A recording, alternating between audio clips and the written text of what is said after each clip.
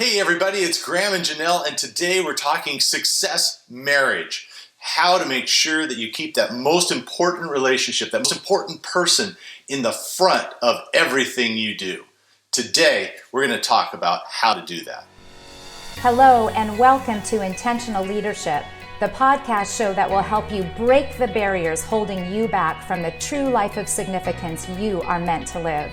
I'm your host, Janelle Bruland, and I invite you to join us as I share leadership lessons and specific strategies to transform your leadership, crush your goals, and love your life. Are you ready? Let's go.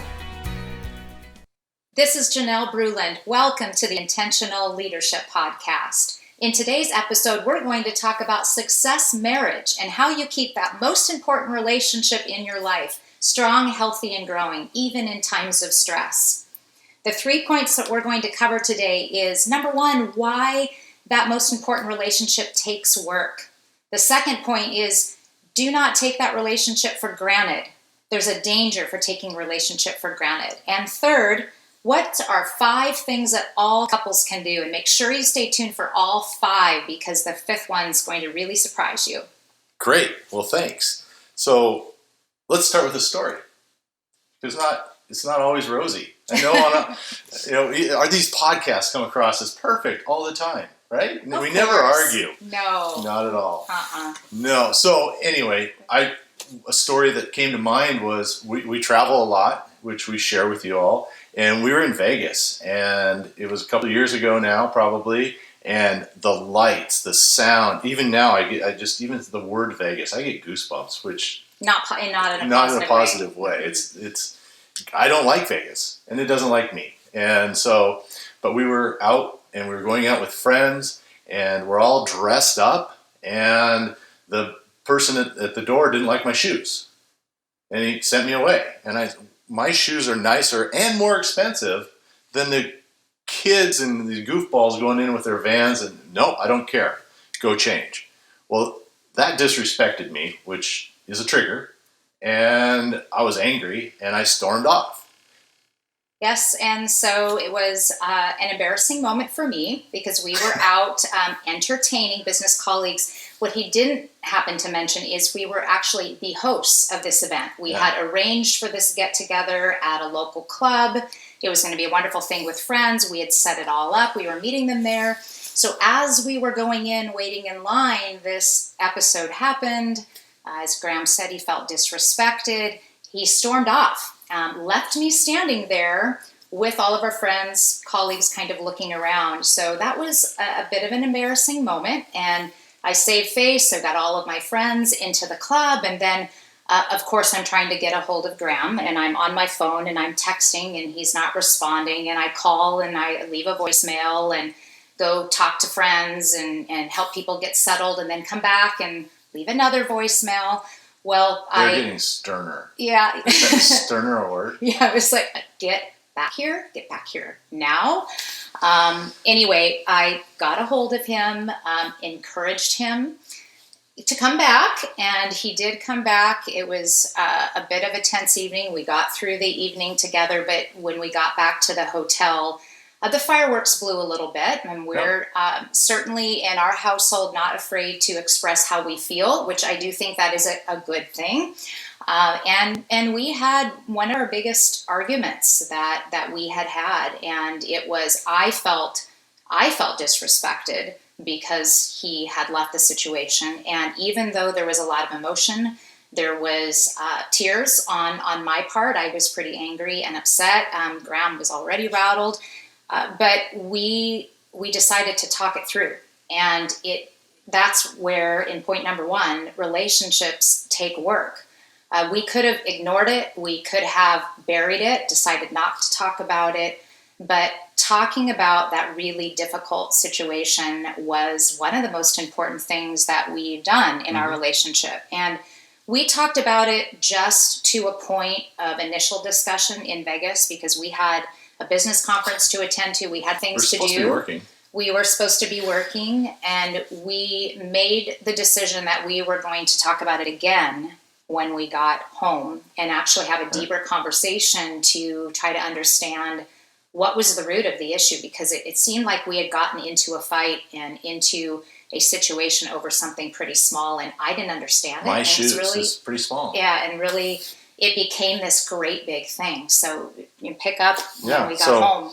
We come home, we talk about it, and I decided I need to go to counseling. Let's figure out what this is, because why would it matter what shoes I wear? And why did it, so went to counseling and was officially diagnosed with ADHD. And you think about it, travel, lights, sound, people, disrespect, boom, that was the trigger. That's why I had my issue. So I'm abundantly aware of it. I'm cognizant of it. And I've been to Vegas without issue since. Right. Because I'm aware. Right. I know that, okay, stop.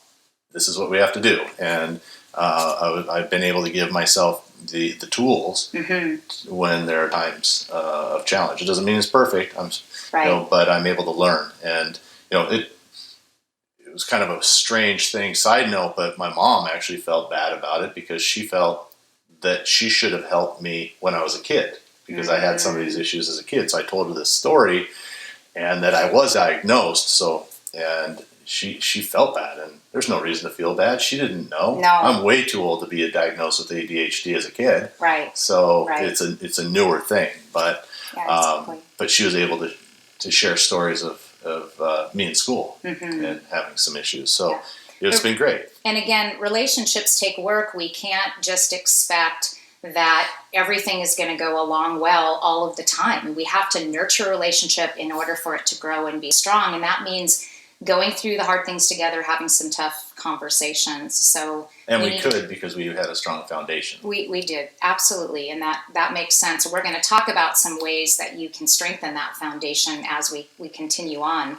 So point number 2, I wanted to talk a little bit together about the danger of taking your marriage for granted. I think this is easy to happen.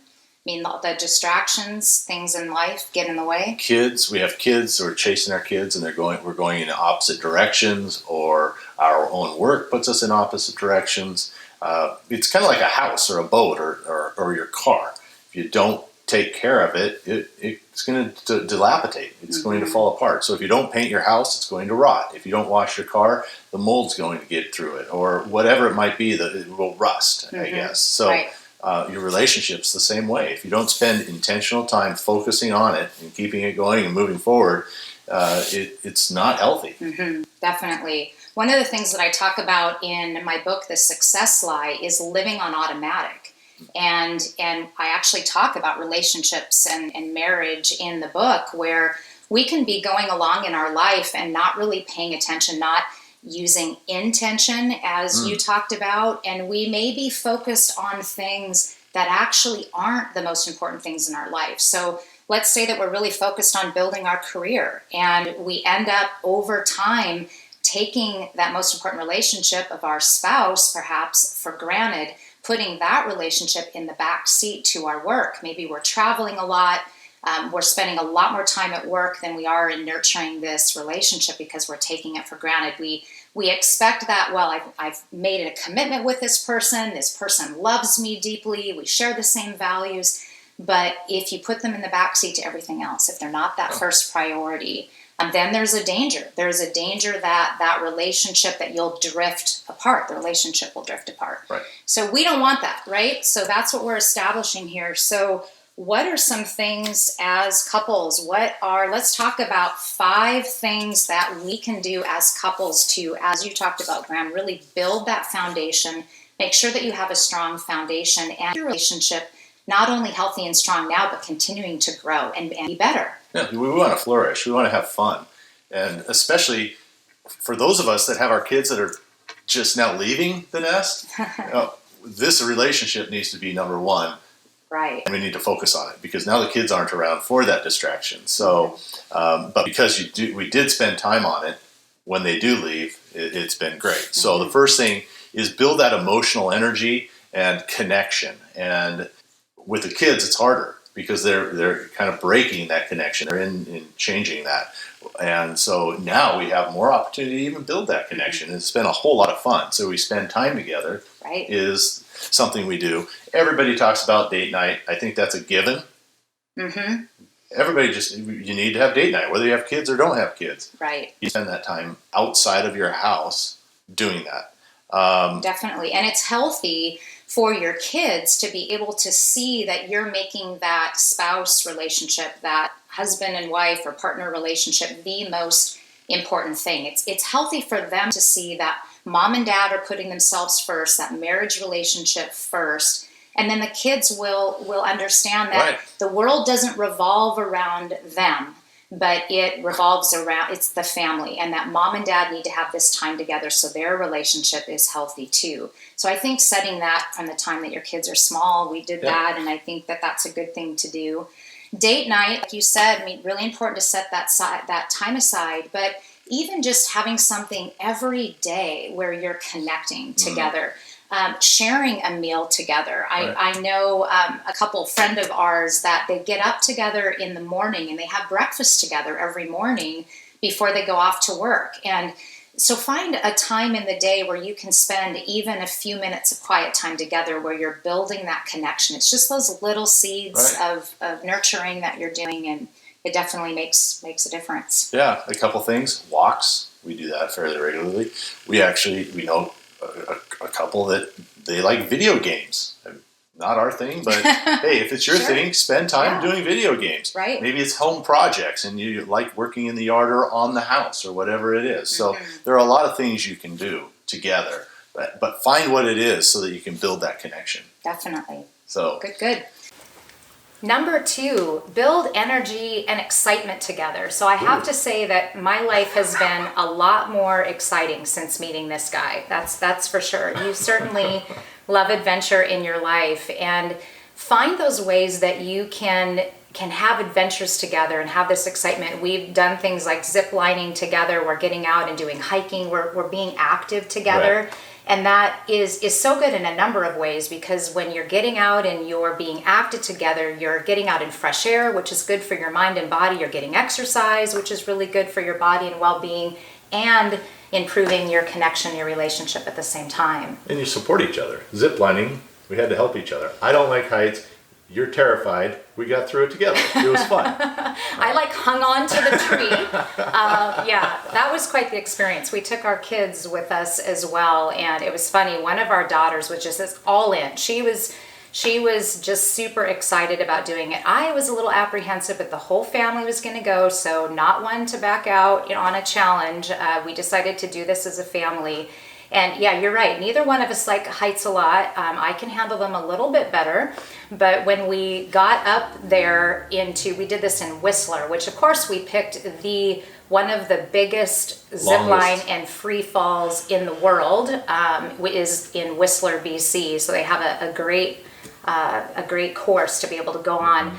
But it had 5 different levels, and you had to go out on this platform high in the treetops. And I remember just hanging onto that tree trunk. And anyway, finally it was my turn, and we went off, and I ended up doing fine through all. It was kind of fun once we got going, but one of our daughters was just halfway through and didn't want to do it anymore. And you don't have a choice. You need to get home somehow. You're off in the woods. So. Yeah, so definitely that was an adventure, a lot of fun, and when we get out and go kayaking together, do some boating, and find those activities that you enjoy that you can do together, or learn some new ones. You know, you took up golf, which is something I knew how to play, but you hadn't tried before, and now that's something that, as the kids have gone on, that we can play together when we travel. Camping, traveling, whatever it is, get out and do those adventures. And so maybe you want to jump out of an airplane. Maybe you want to go bungee jumping. Yes, or we won't be, but you can do that. You go, have fun. Yeah. And we'll be watching you. We'll cheer you on even. We'll be there to take a video. Yes, but definitely. We won't be participating. All right, let's go on to number 3. Learn and grow. So we all want to learn and grow and continue to just feed ourselves the positive things that we need to feed ourselves in life in general. And if we can do that as a couple, what a brilliant thing. Right. And so rather than just, I want to go do a crossword puzzle because that's a challenge, why not learn and grow and do something together? So reading a book together. So read the same book, talk about it, and then you have something that you can kind of build yourself around that book. We have friends who learned how to cook together, took a cooking class, and now they really enjoy spending time doing that together. So that's something that you can do. We tried to learn a language together. We're still trying to learn a language together. Didn't succeed. We still have that on our goal list that we plan to do that. Yeah, that one's perpetual, I think. Yeah. So learning something new. Think about something that you've always wanted to try. Talk about as a couple, what's something that you've maybe never done before that you could do together, something that you can learn together. Yeah, and it could be anything. So that's a great idea. The next one is build teamwork. What does that look like? Well, right now it's teamwork because we had to have the kids at home, and when the kids are at home, it's teamwork to get the dinner, the groceries, whatever it was, and we all had to work. But now we can spend a little bit more time teamwork, and we have to get creative what that teamwork is about. So entertaining is something we've decided. Yes. I don't really care if the napkins match the tablecloth and the silverware and the plates, and doesn't matter to me. So it's great teamwork because she does, right? I do. And Graham's a wonderful chef, so we love entertaining together, and I like to get everything set up and the tables and flowers, love putting the flower arrangements together and things like that, and making the place really special, warm, and inviting for our guests. And Graham is a wonderful chef, and so she picks my clothes. We put something together. I do not. But one of the things we wanted to talk about that brings to mind is the whole teamwork, and having other people that you're spending time with is so important. So entertaining and spending time with friends who complement you as a team. So they may be, they're their own little team, you're a team, and then together you're a bigger team. And looking at it that way, are you spending time with other couples? And if you're not, you need to invest in those relationships too, because that only helps build and improve yours. And it's important that those relationships are healthy ones, that these are friends that are positive influences on your marriage as a couple, and that you're able to be a positive influence on theirs. Right. You want to be around people that support you. Was it Jim Rohn wrote, you're the sum of the 5 people you hang out with. Exactly. Well, as a couple unit, find the 5 couples that you're the sum of, rather than just one-on-one. And it is harder. It's a little challenging because maybe the guys get along or the girls get along, or so it takes some work to find that true bond in that relationship. But they're out there. You just need to spend some time just building that and finding it. Yes, definitely. And you can also be put together with small groups in your community or your church. We put together a small group now of there's 5 or 6 couples that get together once a month, and we have dinner together and share time, and it's really a lot of fun. So that's definitely can enhance your own relationship when you're getting together with others. So right. And you learn from them too. So that's fun. Yeah, definitely. So number 5, here's number 5, and it may surprise you, is we've talked all about this connection and spending time together and how important it is. Well, tip number 5 to actually improve your relationship is to spend time apart. Because she doesn't like me around all the time. It's not true. It's not true. She wants me away. Yeah, no, not at all. But you guys, really why this is so important is so often we can find ourselves, especially in early parts of our marriage, where we really love spending time together. We love being together. We want to be together all the time. But that actually isn't healthy. And sometimes we can look for our partner to fulfill all of our needs, all of our emotional needs. So as a wife, and this definitely is something that can happen for both male and female, but often for wives more than men, is you really want to talk your feelings out, you want to talk about your emotions, and sometimes you may be in a place where you really need to talk to somebody else, and especially in times of challenge, if you're facing depression or anxiety, that you need to go and actually spend time with a counselor, as Graham talked about before. ADHD. Realizing that, when we had that difficult time in our marriage and realizing, boy, this is a deeper issue than the two of us, and I can't fix this for him, and he actually can't fix it for himself. He needs to get some help, and that there's no shame in meeting with a therapist and meeting with a counselor, and that can be very helpful. We've both done that in times of our life, and right. it makes a lot of difference. But anyway, getting back to the fact of it is healthy to spend some time apart. You want to focus on growing yourself as an individual, on that self-care for yourself as an individual, because when you're really taking the best care of yourself, and you've heard me talk about this before, you're no good to anyone else if you're not taking good care of yourself first. So do spend some time apart. That actually can help your marriage grow. There needs to be that healthy balance. Sure. And that might be a surprise for many of you. And that was number 5, but I wanted a bonus. A bonus? I know. Okay. I wanted a bonus. All right. We have something a bonus we step. do that is really weird. People have said it. It's true. They've told us we're weird. okay. It's odd. But that's okay. They refuse to do it, but it works and it's cool. We set goals together as a couple. We do. I know. Once a year we set them. Yes. We look at them regularly, but once a year it's date night, and it's usually the 27th-ish of December. End of December. Kind of that last week of December. We've even done it on New Year's Eve. And we have, and we've done that too. And so whenever it is, but we independently come up with our own goals, and then as a couple come up with our own goals, and then we meet.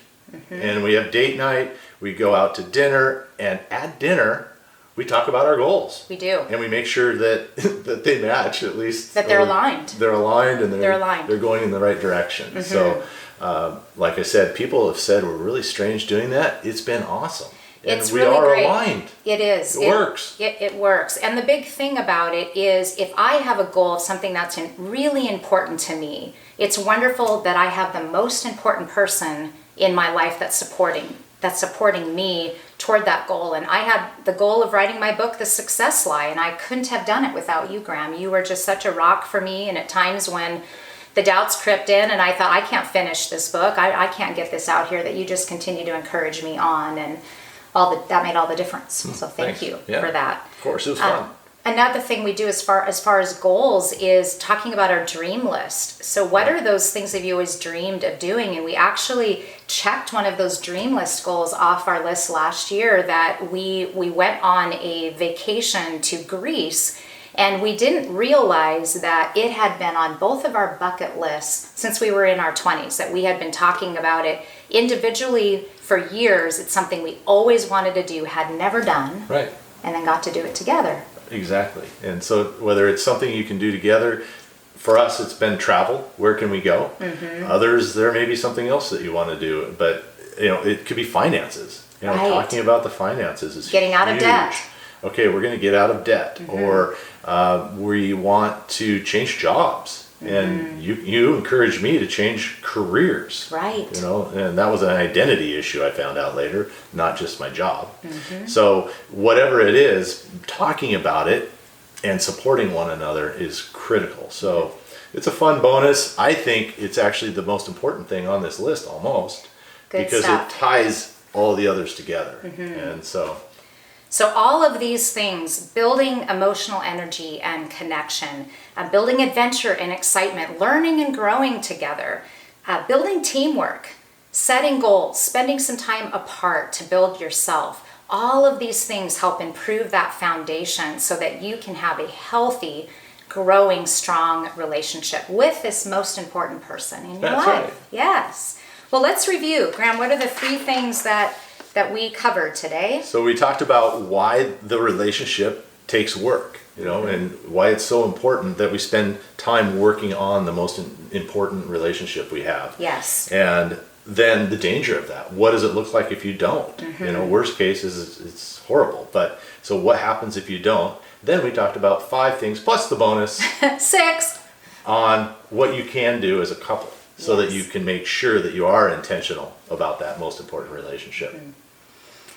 So we hope that this has been helpful and you've gotten some takeaways that you can put into action right now to improve that most important relationship in your life. So for more information, there's a free downloadable handout for you to be able to review some questions that we put together for you, and to be able to put some of these action items in place right away. So this is something that you can do on your own, do it as a couple, share it with others. But we are so excited that you were here today, and thank you for joining us on the Intentional Leadership Podcast, because leadership starts in the home, in our relationships, that's where we're a place of influence first. So thank you for being a part of this today. If you've enjoyed this podcast, please take time to subscribe and share it with others so that we continue to provide you this information. And remember, when you grow as a leader, your team will grow and your company will grow. You can transform your leadership, crush your goals, and love your life. Thank you for taking the time to listen today.